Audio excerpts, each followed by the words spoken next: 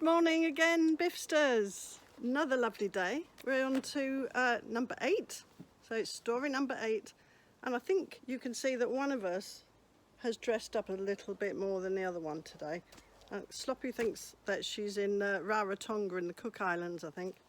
Well, today we sort of are in Polynesia, but it's specifically New Zealand. And the story I've got for you is called The Magic Fish Hook. So if you're sitting comfortably, I'll begin. Long ago and far away on an island in Polynesia, Taranga married one of the many gods who lived there. She was happy, and in time she had 4 healthy sons, and then she had another son who she called Maui. But instead of being happy, she felt very sad, for Maui was thin and weak, and at that time any sickly baby had to be put outside to die. Taranga loved her little son though, and she was desperate to find a way to save him. One dark night she picked Maui up and she crept out of the sleeping longhouse down to the seashore, and there she found a piece of bone. She scratched Maui on it and she hung it around the baby's neck, and then she made a cradle out of floating seaweed, put Maui in it, kissed him and pushed it out onto the dark sea. "May the gods look after you," she whispered. When Taranga crept back into the longhouse, her husband had gone. Taranga had broken the law and he'd left her. She would never see him again.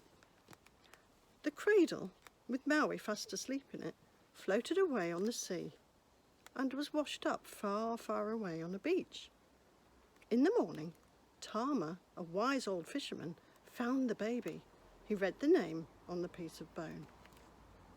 "Maui, I feel in my heart that you're a really special boy," he whispered. Gently, he picked up the sleeping baby and he carried him back to his house, and there he fed him and he looked after him. In time, Maui grew from a thin, weak baby into a strong, healthy boy. Tama taught him everything that he could.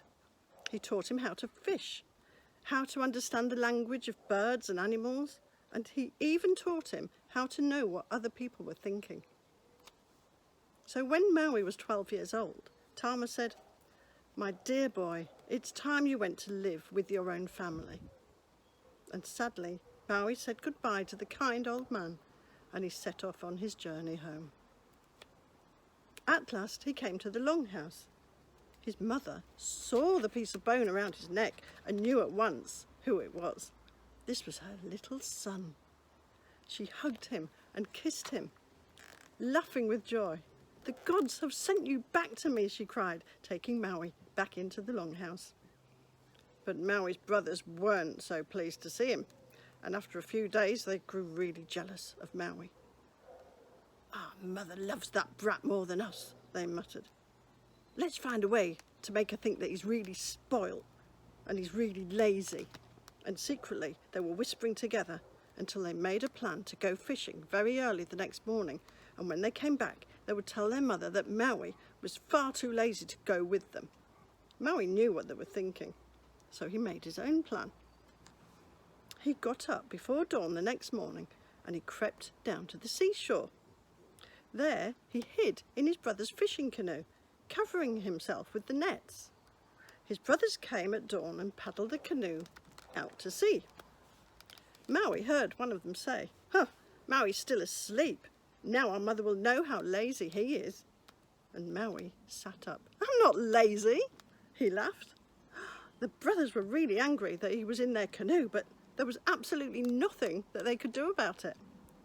So they began to fish, and they fished for hours and hours, but they caught absolutely nothing. "Paddle further out to sea," Maui said. "I'll catch some fish there."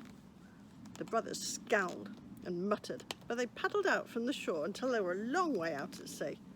"Oh, since you're so clever, let's see you catch some fish then," one brother said angrily.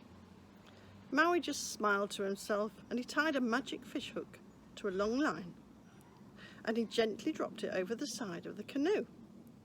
Well, for a while nothing happened, and the brothers jeered at Maui. Oh, we've paddled all the way out here. You're no better at catching fish than we are, one growled. And then, suddenly, there was a huge tug on the line. Help me pull it in, shouted Maui. So together the 5 brothers heaved on the line. It was so heavy. They pulled and pulled for hours. And at last they could see something rising slowly in the water. Must be a giant fish, shouted one brother. Another one peered over the side of the canoe. No, he shouted. It's an island. Maui has fished up an island. What? It was beautiful. It was a really gorgeous green island shaped almost like a fish. It rose up in the sea until it floated on the top, and the 4 brothers jumped onto it, shouting at each other. This bit's mine. I'm the eldest. Oh no, I should have the biggest piece. No, this is mine. I got here first. I'm going to have this bit. And they started fighting, battering the island, throwing up mountains and gouging out valleys, until suddenly there was a big crack like thunder, and the island split in 2. The 4 brothers were so scared at what they'd done that they jumped into their canoe and they paddled away all the way back home. Maui just watched them go and he smiled. He'd made a new land where his people could live. It's called New Zealand. And if you look at a map and imagine how the 2 islands would look if they were joined together, you can see that it actually does look a little bit like a fish. Well, we've got one more story to go and one more day to go. I hope you're enjoying these. I'm really having fun making these videos. So let us know in the comments anything you want to say, or post any things that you've done yourself. And from Sloppy and from me. Bye, see you tomorrow.